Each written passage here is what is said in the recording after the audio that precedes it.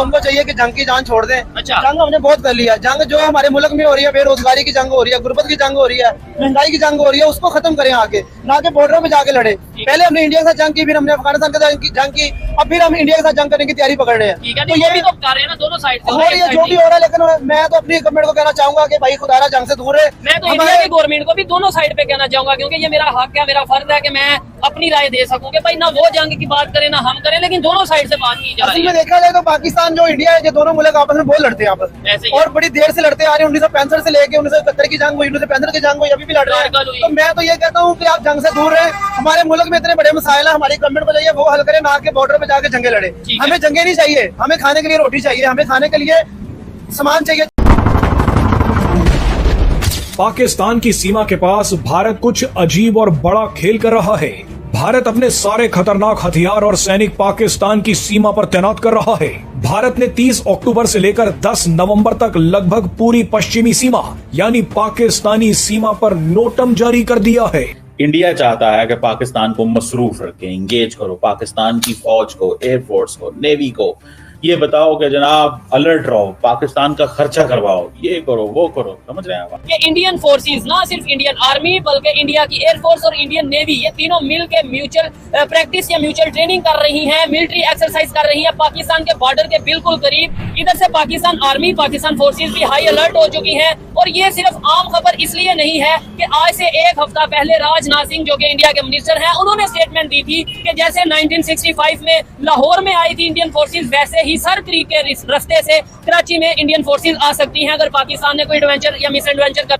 Ministry of defence lakh square kilometre तक अगर हमारी टेरिटरी चले जाए तो पाकिस्तान जो है वो अपने न्यूक्लियर नहीं चलाएगा। तो ये अपनी बना के बैठे हुए हैं कि हमें इतना को करना है, 1 लाख किलोमीटर तक जो है वो बस हमें चीज देखनी है। राजनाथ सिंह जो है वो आपको पता है कि और प्राइम मिनिस्टर मोदी जो है वो इस मामले में बड़े एक्टिव हैं कि हमें हर कीमत पे जनाब जरा थोड़ा सा गेम को उठा के रखना। पाकिस्तान बड़ा तैयार बैठा हुआ, द मोमेंट ये मिस एडवेंचर करेंगे, यूज डिस्प्रपोर्शनेट फोर्स। क्या यूज करो? डिस्प्रपोर्शनेट फोर्स यूज करो। ये चीज समझते हैं। और दूसरी बात ये है कि इनको एक गलतफहमी इंडियंस को हो गई है। इंडिया की स्ट्रेटेजिक एस्टैब्लिशमेंट समझती है कि पाकिस्तान का जो न्यूक्लियर पोस्चर है, बहरहाल ये मैं थोड़ा सा आपको बताता चलूं कि ये जो इंडिया पाकिस्तान टेंशंस हैं, जो मई में स्किर्मिशेस हुई थी, इंडिया के डिफेंस एंड स्ट्रेटेजिक सर्कल जो हैं वो ये कह रहे हैं कि ये न्यूक्लियर साइबर रैटलिंग है, ये एक एम्प्टी रेटरिक है। और जो नई असेसमेंट वो कह रहे हैं कि पाकिस्तान जो है वो न्यूक्लियर वेपन्स डिप्लॉय नहीं करेगा अगर 1 लाख स्क्वायर किलोमीटर तक। और ये चीज़ें अब ये कर रहे हैं, इस चीज़ को याद रखें। एक तरफ आप देखते हैं कि पाकिस्तान जो है वो लगा हुआ है, रिक्वेस्ट कर रहा है कि यार नहीं। पाकिस्तान, आपको पता है कि पाकिस्तान कभी भी ऑफेंसिव नहीं करेगा, क्योंकि हमें देखें ये करते क्या है, ये हमें इकोनॉमिकली कमजोर करने का एक तरीका है भारत का। जो हम पे हमला करता है उसको जवाब दो, हम आपके साथ खड़े हैं। हाँ। लेकिन खुद अपने मुल्क को स्टेबल करो, खुद मुल्क को स्टैंड करो। अगर हम आपके साथ 10 दिन खड़ी होती है, 10 दिन का राशन उनके घर में पड़ा हो, टेंशन ना हो। ठीक है, तो ये चीजें भी करो ना, फाइनेंशियली उनको लेके आओ, स्टेबल करो। दुनिया लेवल जिस तरह दुनिया अपने अवाम को गुरूम करती है, आप भी गुरूम करो। चाइना देख लें हमारे साथ है, लेकिन वो जंग की तरफ नहीं आता। अमेरिका की अगर बात करें, वो इतना डायरेक्ट जंग में नहीं आता, वैसे दूसरे कंट्रीज के दरमियान खेल करवाता रहता है। भाई हर मुल्क अपने मुल्क को अच्छा करना चाहता है। ठीक है, हमें लगता है कि हमारे पास पावर है, हम दुनिया की नंबर 1 फोर्सेस है, हमारे पास इसमें भी कोई नहीं है, और है भी। लेकिन देखा जाए नंबर 1 फोर्सेस होने का नहीं, लेकिन वैसे अगर ऑन रिकॉर्ड देखें, मतलब वो तो जाहिर बात है, मैं भी पाकिस्तानी हूँ, मेरे दिल में भी यही है। जितने भी प्लेटफॉर्म्स और ड्रोन्स पे भी डालेंगे, लेकिन originally it's anti tank sort of platform, Nag missile. Indian Army to deploy first Bhairav battalions on November 1st। तो 1 नवंबर को भैरव बटालियंस की डिप्लॉयमेंट शुरू हो जाएगी।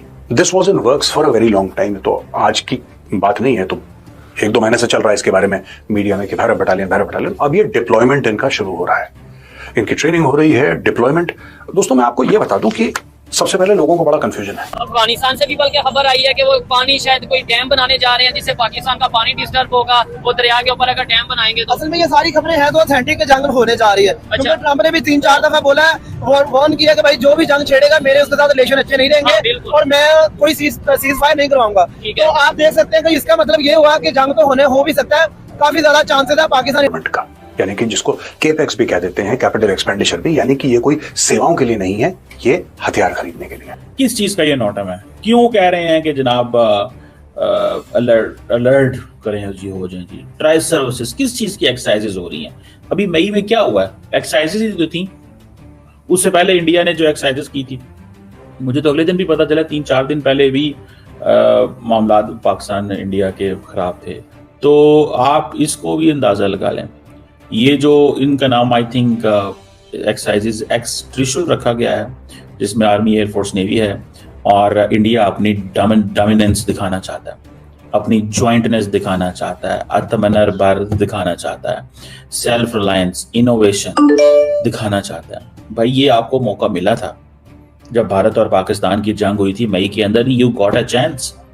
लेकिन इस तरह की एक्सरसाइजेज जो होती है ना, उससे मैं आपको बताता हूँ, अब इंडिया की जो सदर्न कमांड है वो पार्टिसिपेट करेगी ज्वाइंट ऑपरेशंस में, ठीक है जी, और डिफरेंट किस्म का उनके सामने टेरेन आएगा, ऑफेंसिव मैन्यूवर्स करेंगे, और डेजर्ट एरिया में, क्रीक एरिया में, और इस तरह की वो जो सिचुएशन है, joint multi domain operational exercises होगी, जिसमें इंटेलिजेंस, सर्वेलेंस, रिकॉग्निसेंस, ISR जिसे बोलते हैं, electronic warfare, cyber capabilities, everything will be at display, everything भी विल बी एट डिस्प्ले। अब इसमें होता क्या है, पाकिस्तान भी तैयार है। दोस्तों, आज हमने जो हालात देखे हैं, भारत पाकिस्तान सीमा के पास बड़ी सैन्य गतिविधियां, संयुक्त मिलिट्री एक्सरसाइज और दोनों तरफ के अलर्ट, ये सिर्फ खबरें नहीं, ये हमारी जिंदगियों और आम लोगों के भविष्य की कसौटी भी है। एक तरफ मजबूत फौज, नए हथियार के ऑर्डर और जॉइंट ऑपरेशन का ऐलान है, दूसरी तरफ बेरोजगारी, महंगाई, खेतीबाड़ी जैसी रोज़मर्रा की ज़िंदगी ये जंग है जिससे लोग जूझ रहे हैं। मैं यही कहना चाहता हूँ, ताकत दिखाना किसी राष्ट्र की ज़रूरत हो सकती है। दोस्तों, मैं यही कहना चाहता हूँ कि हमें हमारी मिलिट्री को मजबूत करना है, लेकिन हमारे राष्ट्र को भी साथ लेके चलना है।